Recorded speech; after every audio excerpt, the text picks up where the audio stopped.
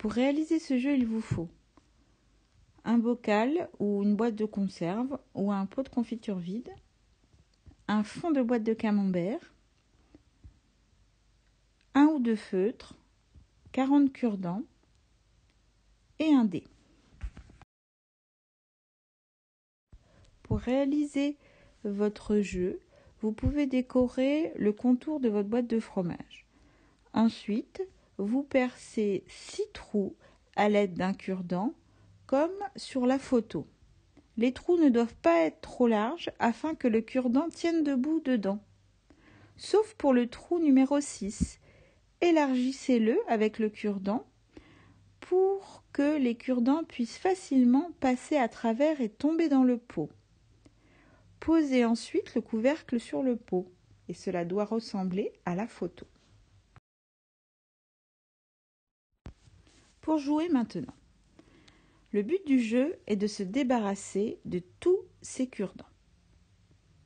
On distribue les cure-dents équitablement entre les joueurs et on met la boîte au centre de la table.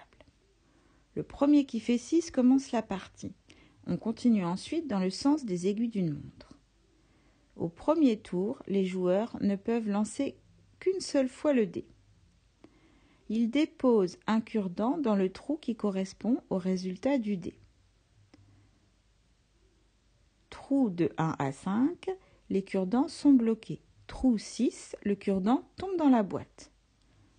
Lorsqu'un joueur tombe sur un trou déjà occupé, il ne peut pas y déposer de cure-dent et il doit prendre celui qui s'y trouve. Dans les tours suivants, le joueur peut lancer le dé à volonté tant qu'il peut se débarrasser de ses cure-dents ou s'arrêter et passer le dé au joueur suivant. Le tour du joueur s'arrête dès qu'il doit prendre un cure-dent.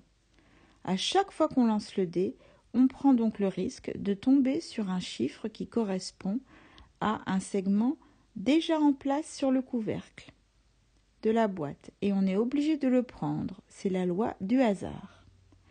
À chaque fois qu'un joueur fait 6, son cure-dent tombe dans la boîte. Il peut, s'il le souhaite, rejouer.